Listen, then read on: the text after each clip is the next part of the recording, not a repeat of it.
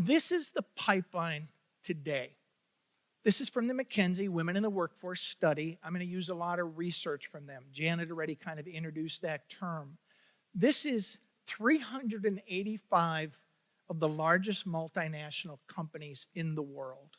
So chances are there's a good look that your company looks the same. Now, again, I can't see real well. How many engineers in the audience? We got any engineers out there? We had a couple hands up. This is how I like to serve this up for companies.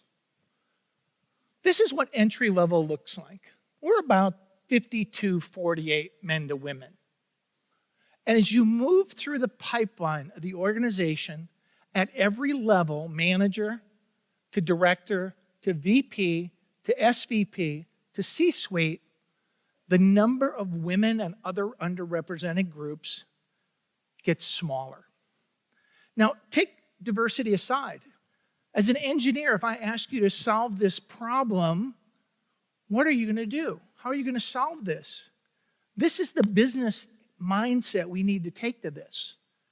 And what smart companies are doing is they are actually taking surgical approaches, because the issues involved between entry level to manager are different than manager to director, director to VP, VP to SVP, and you kind of get the notion.